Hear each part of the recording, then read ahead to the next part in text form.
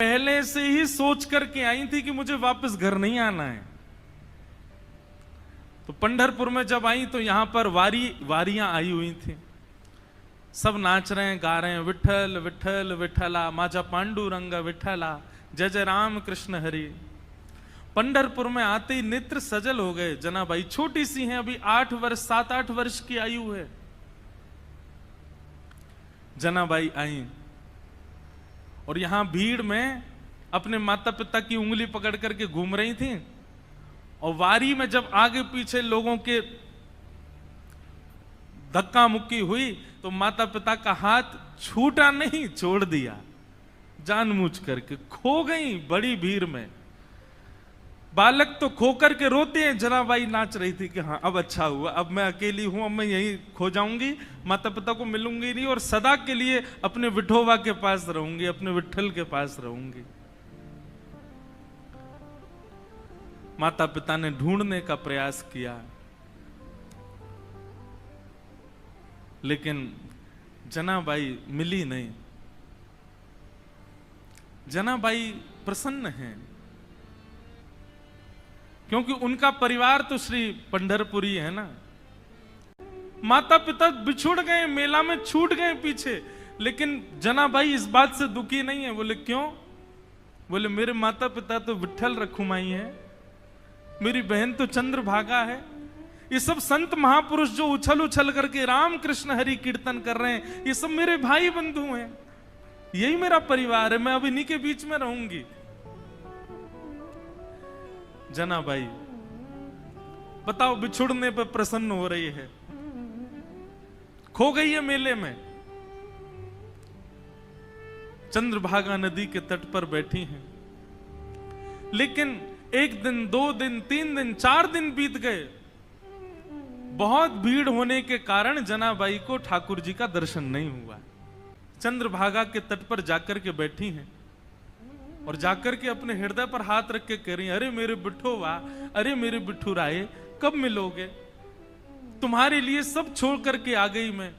मीराबाई का भाव है ना, भाई छोड़या बंधु छोड़या, छोड़या जग सोए, साधुअन संग बैठ बैठ, साधुअन संग बैठ बैठ, लोक लाज खोई रे, मेरे तो गिरधर गोपाल दूसरो न कोई,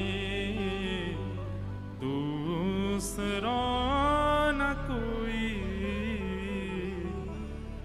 सब छोड़ दिया मैंने विठोबा आपके लिए, और आप हो भीतर बैठे हो बस ऐसे कमर पे हाथ धर के, मुझे दर्शन ही नहीं दे रहे हो। तो जनाबाई बैठी हैं और चंद्रभागा जी के तट पर बैठी बैठी रुदन कर रही हैं कि हे विठोबा कब मिलोगे, हे विठुराए कब मिलोगे। तभी उनके रुदन के स्वर को एक महापुरुष ने सुना, श्री नामदेव जी के पिताजी। उन्होंने जब सुना तो कहा, लाली हम तुझे दर्शन कराएंगे, जब तक चल हमारे घर ही चल, वहां रह के कुछ खान पान करना, भोजन इत्यादि कर लेना, अच्छा सुख मिलेगा।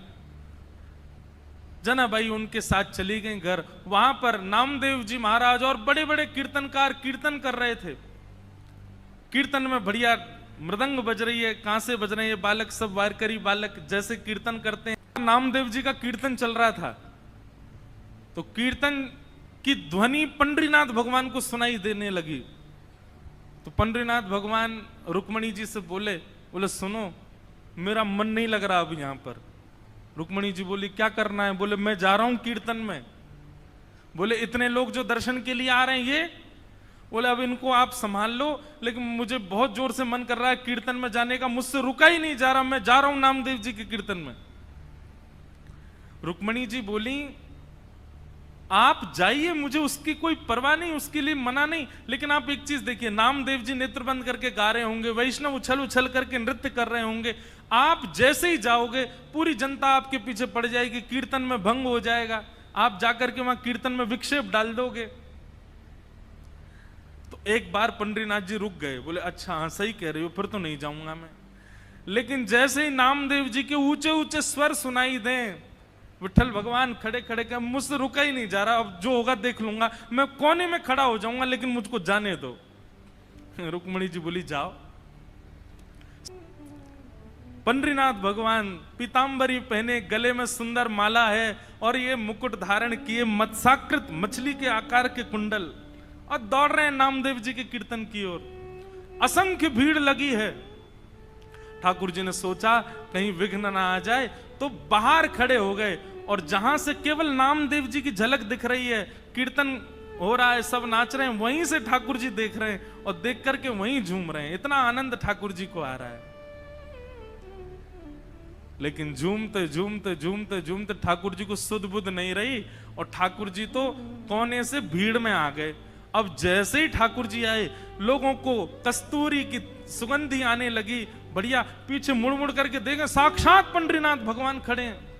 अब तो महाराज नाचना गाना सब भूल गए, सब मार्ग देने लगे और ठाकुर जी नाचते नाचते भीतर प्रवेश कर रहे हैं। नाचते नाचते ये स्थिति हो गई, इतनी भीड़, कोई पांव छू रहा है, कोई हाथ छू रहा है, लेकिन ठाकुर जी नृत्य नहीं छोड़ रहे हैं, उछल उछल करके नाच रहे हैं।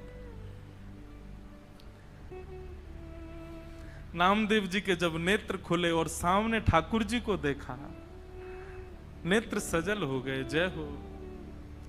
कभी कभी संशय होता है, नाथ हम आपके भक्त हैं कि आप हमारे भक्त हो। अरे इतना उतावलापन, इतनी उत्सुकता तो किसी भक्त में नहीं होती। वो अपने वस्त्र का भान तो रखता है, आप तो कीर्तन में वस्त्रों का भी भान नहीं रखते नाथ। ऐसे हमारे श्री पंडरीनाथ बड़े दयालु ठाकुर जी। तो जनाबाई जैसे ही पहुंची नामदेव जी के घर, वहां नामदेव जी कीर्तन कर रहे थे, वैष्णव नाच रहे हैं, मृदंग लेकर के करताल बजा रहे हैं।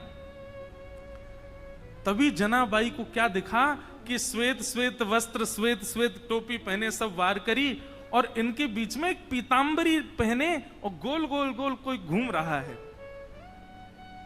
जनाबाई 4 दिन से तो दर्शन हुए नहीं थे ठाकुर जी के। गौर से देखा तो महाराज, आहा, सुंदर ते ध्यान उभे विटवारी, सुंदर ते ध्यान उभे विटवारी, सुंदर ते। श्री तुकाराम जी कहते हैं, जिनका ध्यान इतना सुंदर है, विठल पर जो वीट के ऊपर खड़े हैं, आहा, जैसे ही दर्शन किया जनाबाई के तो रोम रोम प्रफुल्लित हो गए, आनंदित हो गए। आहा, साक्षात पंडरीनाथ भगवान नृत्य करने हैं नामदेव जी के कीर्तन में।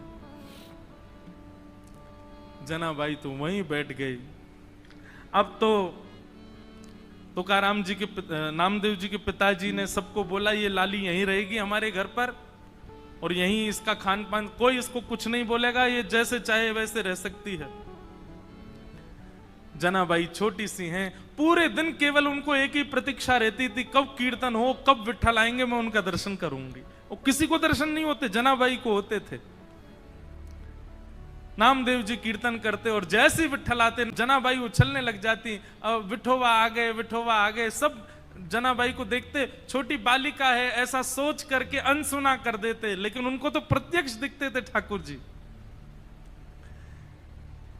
सब लोग दर्शन करने के लिए जाते थे, जनाबाई को कहते थे तुम चलो साथ में। जनाबाई कहती मुझे मंदिर जाने की जरूरत नहीं है। क्यों? बोले शाम को कीर्तन होता है ना, विठल यहीं आते हैं, मैं यहीं देख लेती हूं उनको। ऐसे करते करते जनाबाई का प्रेम और एक जैसे मित्रता संबंध हो गया श्री ठाकुर जी के साथ में। पूरे दिन सेवा करती और सेवा करने के बाद शाम को बैठ करके ठाकुर जी का चिंतन करती, ठाकुर जी के लिए प्रसाद क्या बनाना है, क्या सिद्ध करना है, ये सब विचार करती जनाबाई। ठाकुर जी इतने भाव से बुलाते ठाकुर जी को, ठाकुर जी आते थे उनके पास।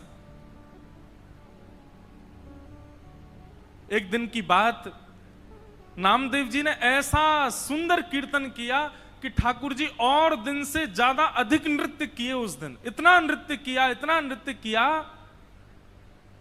कि जनाबाई जैसे ही कीर्तन पूर्ण हुआ, जनाबाई रोने लगी। कोने में बैठे बैठे रो रही थी। सब लोग सोचने लगे क्या हो गया, पता नहीं छोटी सी बालिका रो रही है। नामदेव जी के पिताजी ने जाकर के कहा, बोले हे जनाबाई तुम रो क्यों रही हो? जनाबाई कहती हैं आज कीर्तन इतना सुंदर हुआ। बोले सुंदर कीर्तन में रोया जाता है? बोले नहीं, मैं इसलिए नहीं रो रही, आज कीर्तन इतना सुंदर हुआ कि पंडरीनाथ आए, विठोबा आए और इतना नृत्य किया, मुझे तो मन में पीड़ा हो रही है। वो पूरे दिन खड़े रहते हैं, इतना नृत्य करके गए, कहीं उनके पांव दर्द तो नहीं कर रहे होंगे, कोई उनके पांव दबा रहा होगा कि नहीं, मुझे तो उस बात की बड़ी पीड़ा होती है। आप नामदेव जी से कह देना वो इतना ज्यादा अच्छा कीर्तन ना किया करें, सामान्य कीर्तन किया करें। वो अच्छा कीर्तन करते हैं तो श्री ठाकुर जी उसमें बहुत नाचते हैं, उनको कहीं पीड़ा ना होती हो चरणों में। जनाबाई मन में सोच रही है मेरे पास विठोबा होते, मेरे पास विठ्ठल होते, घी लेकर के आती, चरणों में मालिश करती, अपने हाथ से चरण दबा देती, मेरा विठोबा बहुत कष्ट में आ गए होंगे आज तो। और यही बोलती जा रही है। अब सब तो वहां से उठ करके सोने चले गए, लेकिन वो यही चिंतन कर रही हैं आज विठ्ठल के पांव में दर्द हो रहा है, आज मेरे पंडरीनाथ के चरणों में दर्द हो रहा होगा।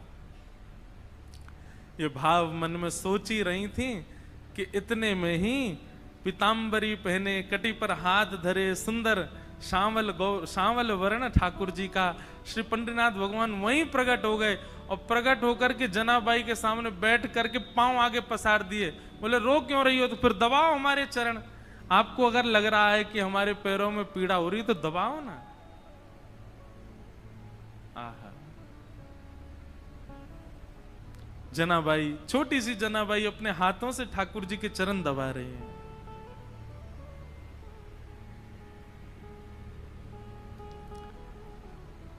चरण दबाती जा रही हैं और मुखमंडल के रूप को देखती जा रही हैं, कैसा स्वरूप है श्री ठाकुर जी का।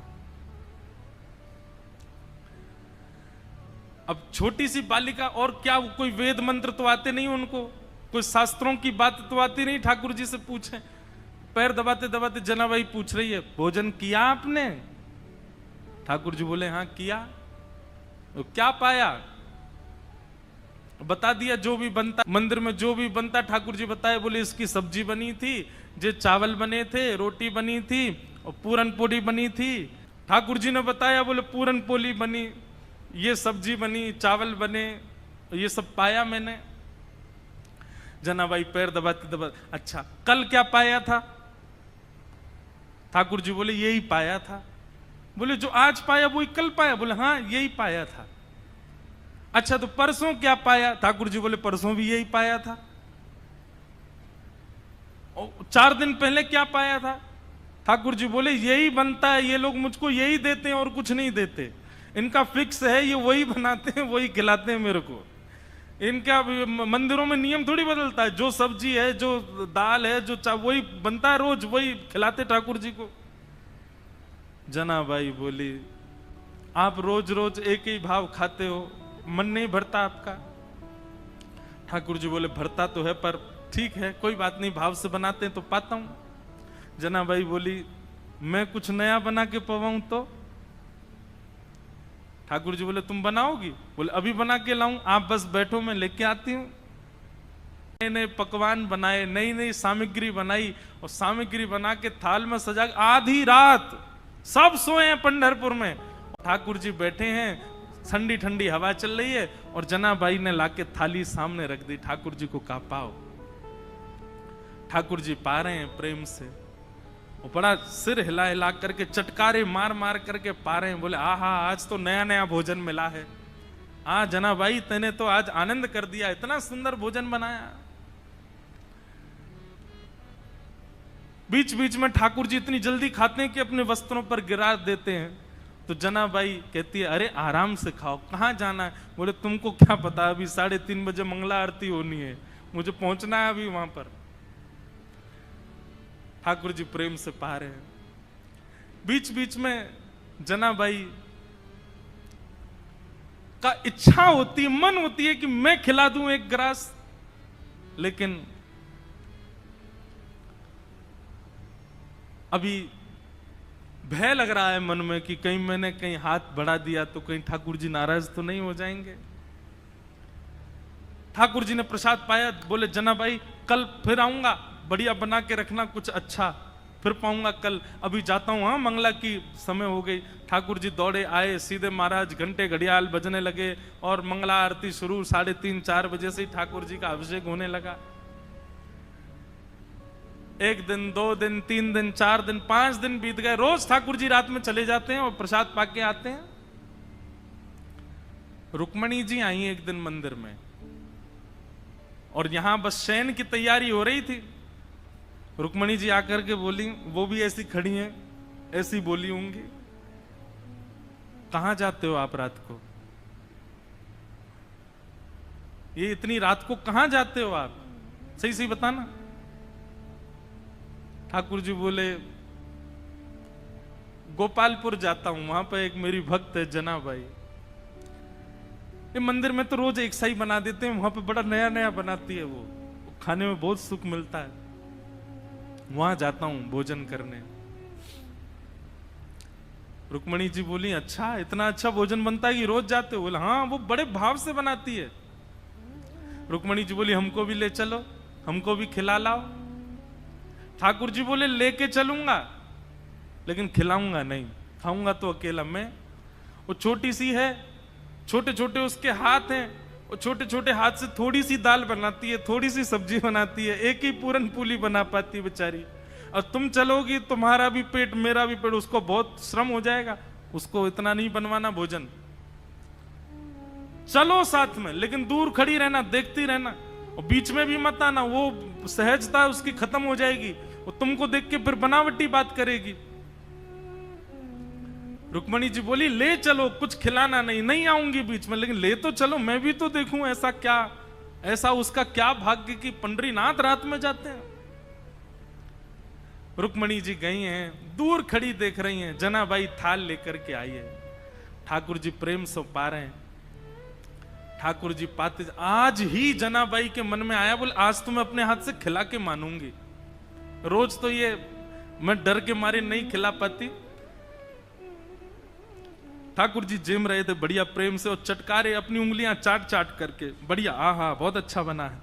दूर खड़ी रुक्मणी जी के नेत्र सजल हो रहे हैं, ये सौभाग्य तो मुझे भी नहीं मिला कभी, जैसा सौभाग्य जनाबाई को दे रहे हैं।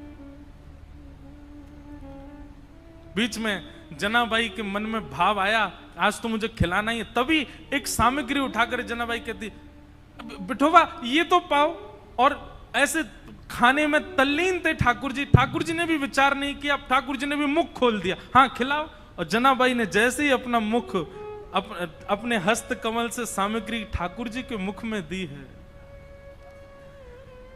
जनाबाई का हाथ वहीं रुक गया, ठाकुर जी का मुख वहीं रुक गया, दोनों के नेत्र सजल। और दूर खड़ी रुक्मणी जी भी कह रहे हैं, धन्य है जनाबाई, धन्य है, इनका सौभाग्य देखो, ठाकुर जी साक्षात इनके हाथों से पा रहे हैं।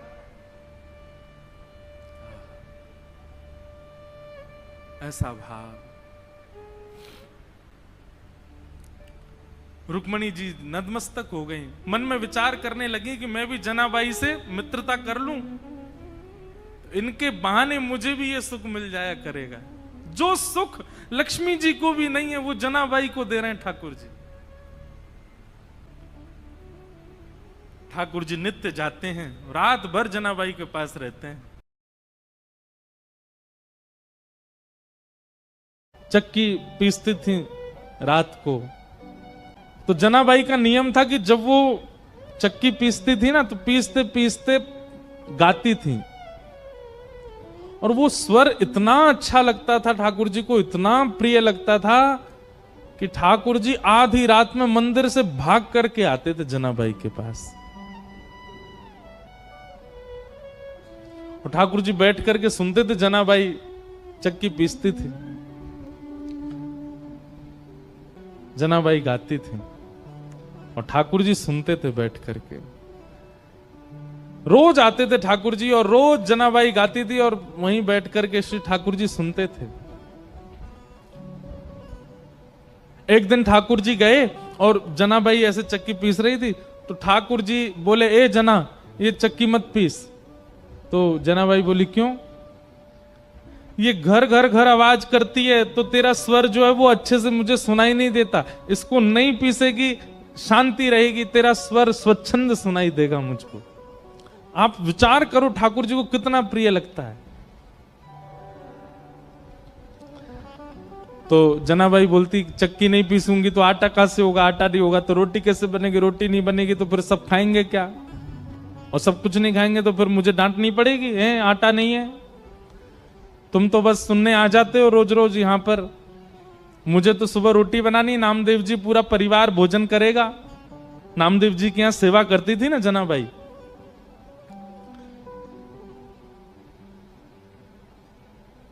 चक्की नहीं रोकती, पीसती रहती, गाती रहती। ठाकुर जी बोले, नहीं नहीं चक्की रोको, मुझे तुम्हारा स्वर सुनना है। तो जनाबाई बोलती, थोड़ा सा रह गया है, एक काम करो, अब मैं पीसूंगी तो धीरे धीरे चलेगा, तुम भी हाथ लगाओ थोड़ा सा। तो ठाकुर जी हाथ लगाते जनाबाई के साथ और साथ में बैठ करके दोनों पीसते, और पीसते पीसते जनाबाई गाती, ठाकुर जी को सुनाती।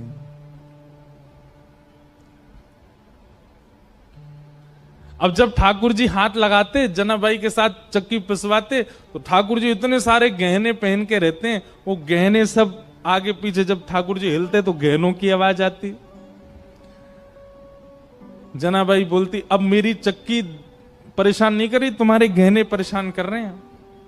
तो ठाकुर जी अपने सारे आभूषण उतार करके किनारे धर देते कि जनाबाई का स्वर मैं सुनता रहूं, इस स्वर के बीच में कोई और बाधा नहीं आवे। और ठाकुर जी अपने सारे आभूषण उतार करके किनारे में धरते और जनाबाई के साथ धीमे धीमे चक्की पिसाते और जनाबाई गाती। इसके बाद की लीला थोड़ी सी हृदय को थोड़ी पीड़ा तो देती है, पर है लीला। फिर ऐसा हुआ कि सुबह का समय हो गया, ठाकुर जी बैठे रहे पूरी रात। इतने में ही मंगल बाजे बजने लगे, घंटे घड़ियाल बजने लगे। पंडरीनाथ भगवान की मंगला आरती, उसको काकड़ा आरती बोलते हैं, काकड़ा आरती का समय हुआ। ठाकुर जी बोले, ए जना, मैं तो भूल ही गया। बोले, क्या हो गया? बोले, मंदिर में आरती होने वाली है। तो जनाबाई बोली, जल्दी जाओ, मंदिर जाओ।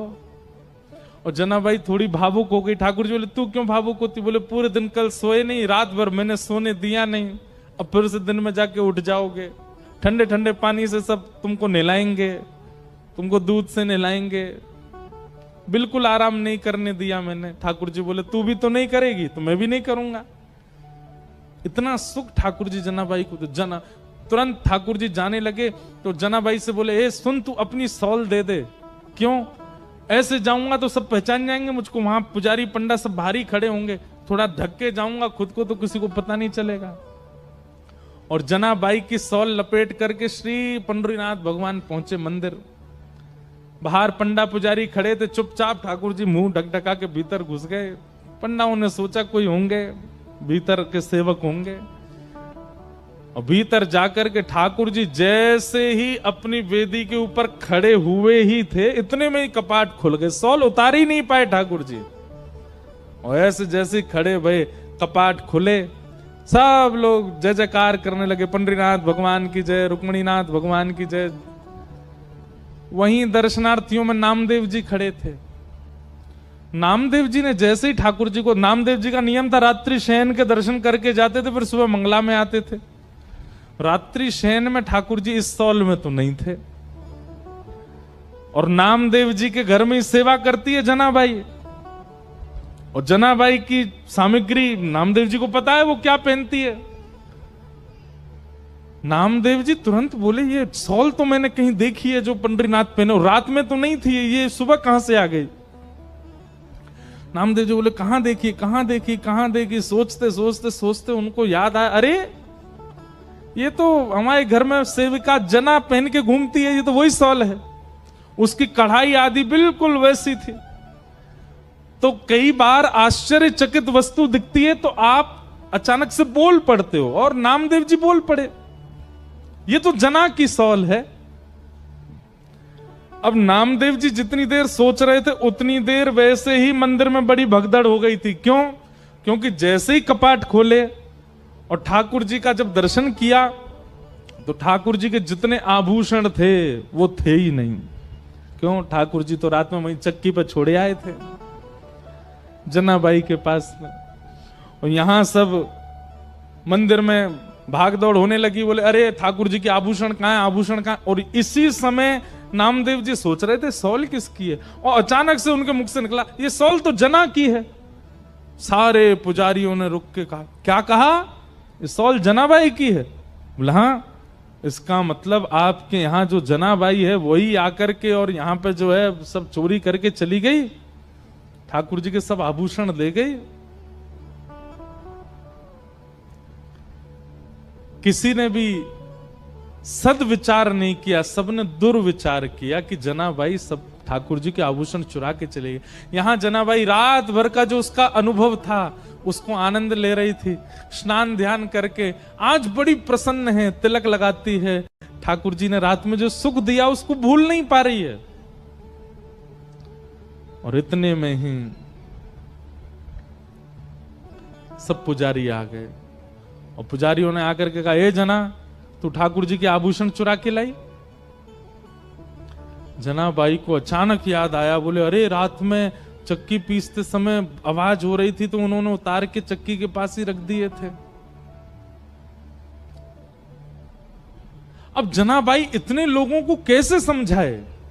प्रेम का यह स्वरूप है कि वो संख्यकों को नहीं समझाया जा सकता। अब जनाबाई बोलती कि वो आए थे, पिसवा रहे थे, कौन सुनने को तैयार होता उस समय? पुजारियों ने कहा ऐसे नहीं बताई कि ढूंढो। अंदर जाकर के सब देखा तो चक्की के पास ही ठाकुर जी के आभूषण मिल गए। ठाकुर जी की लीला कैसी विचित्र है, कभी कभी तो गुस्सा आ जाता है ठाकुर जी पे, ऐसा क्यों करते हैं ठाकुर जी? खुद ही छोड़ के गए सारे आभूषण। सब पुजारियों ने जनाबाई को घेर लिया, बोले कि इसने हमारे ठाकुर जी के आभूषण चुराए हैं, इसको दंड मिलना चाहिए। जनाबाई नीची नजर करके नेत्रों से अश्रु गिर रहे हैं पर मन से बड़ी प्रसन्न है। वाह पांडुरंगा, बड़े नटखट हो, रात में लीला करते हो, सुख देते हो, प्रेम करते हो, और फिर सुबह ऐसे सबके बीच में आरोप लगवा रहे हो। लेकिन भक्त का स्वभाव होता है तेरे फूलों से भी प्यार, तेरे कांटों से भी प्यार, तू जो भी देना चाहे दे दे मेरे करता, सब स्वीकार। और पंढरपुर में एक घनघोर बादल ने आकर के आक्रमण किया। सब लोगों ने निश्चित किया कि जनाबाई को सूली पर चढ़ा दो, इसने ठाकुर जी के आभूषण चुराए। लोगों को पता चले कि पंडरीनाथ भगवान की किसी भी वस्तु का हरण करने से क्या होता है। थोड़ा सा रोष किया जनाबाई ने। पंडरीनाथ के सामने जनाबाई कहती हैं, बोले कि नाथ मुझे सूली पर चढ़ने में दिक्कत नहीं, पर कल को आपके भगत बहुत डरेंगे। जैसे रात में मेरे घर आ गए थे, मैंने तो द्वार खोल के भीतर बुला लिया था, कल को किसी और के घर जाओगे तो कोई द्वार खोलेगा नहीं। आपका क्या पता कहीं कड़ूला छोड़ के चले जाओ, कहीं मुकुट छोड़ के चले जाओ, सुबह आरोप लगे तो। लेकिन जनाबाई क्रोध तो कर रही है लेकिन प्रेम में कर रही है, ठीक है पर मुझे स्वीकार है। किसी ने प्रश्न किया नामदेव जी ने क्यों नहीं रोका? क्योंकि नामदेव जी जान गए थे कि ठाकुर जी अब जना को संसार में नहीं देखना चाहते, उसको अपने नित्य निकुंज में बुलाना चाहते हैं, वो सदा उनके पास रहे, ठाकुर जी की वो इच्छा है। सब लोगों ने सूली बना दी और जनाबाई को उस पर चढ़ा दिया। लेकिन जैसे ही जनाबाई सूली के ऊपर गई, विठ्ठल को स्मरण करके नेत्र सजल हो गए।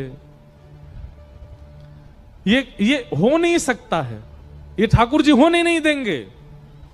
और इतने में ही लाखों लोगों के सामने देखते देखते जो सूली बनाई थी वो पिघल गई, पिघल करके अंतर ध्यान हो गई, कोई सूली नहीं थी। जनाबाई स्वच्छंद खड़ी थी, ठाकुर जी ने उसको पिघला दिया, एक मोम की तरह पूरी सूली पिघल गई। लेकिन जनाबाई अब वापस संसार में आने वाली नहीं थी, और खड़े खड़े जनाबाई ने वहीं अपने देह का त्याग कर दिया और श्री ठाकुर जी की नित्य लीला में प्रवेश करेंगे। आज भी जनाबाई का गोपालपुर गांव है पंढरपुर के पास, वहां सब व्यवस्थित है। जनाबाई के हाथ के थपे हुए कंडे जिनमें से विट्ठल विट्ठल स्वर आता था वो भी रखे हैं।